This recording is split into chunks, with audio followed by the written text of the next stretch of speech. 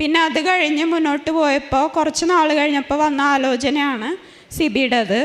അങ്ങനെ ഞങ്ങൾ പലതവണ പല കാരണങ്ങളും കൊണ്ട് ഈ ആലോചന വേണ്ടാന്നും പറഞ്ഞ് അങ്ങനെ നിൽക്കുമായിരുന്നു. പിന്നെ ഇത് തന്നെ മുന്നോട്ട് പോകുമ്പോൾ പിന്നെ ഈ ഒരു ആലോചനയുടെ കാര്യം വന്നു. അങ്ങനെ വന്നു കഴിഞ്ഞപ്പോൾ ഇതുമായിട്ട് മുന്നോട്ട് പോകാമെന്നോർത്ത് വീണ്ടും ഞാനിവിടെ വന്ന് അച്ഛനെ കണ്ടു. അപ്പോൾ അച്ഛൻ പറഞ്ഞു, കുഴപ്പമൊന്നുമില്ല, നീ മുന്നോട്ട് പോയിക്കോന്ന് പറഞ്ഞു. അങ്ങനെ എല്ലാ കാര്യങ്ങളും തീരുമാനമായി. ഞങ്ങൾ തമ്മിൽ എൻഗേജ്മെൻറ്റായി. അപ്പോൾ എൻഗേജ്മെൻറ്റ് ലെറ്റർ കൊണ്ടുവന്ന് അച്ഛനെ കാണിച്ചു കഴിഞ്ഞപ്പോൾ അച്ഛൻ ബ്ലെസ് ചെയ്ത് പറഞ്ഞു, ധൈര്യമായിട്ട് മുന്നോട്ട് പോയിക്കോന്ന് പറഞ്ഞു. അങ്ങനെ 2017 മെയ് 29 ഞങ്ങൾ തമ്മിലുള്ള കല്യാണം നടക്കുന്നത്.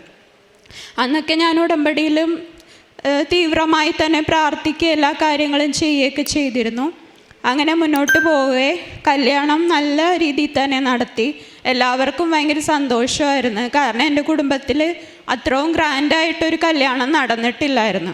അമ്മയ്ക്കാണെങ്കിലും വീട്ടുകാർക്കാണെങ്കിലും ഭയങ്കര സന്തോഷമായിരുന്നു.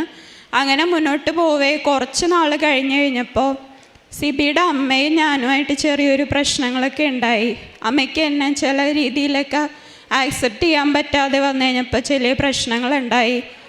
പതിയെ ഞങ്ങൾ തമ്മിൽ വഴക്കുകൾ ഉണ്ടാവാൻ തുടങ്ങി.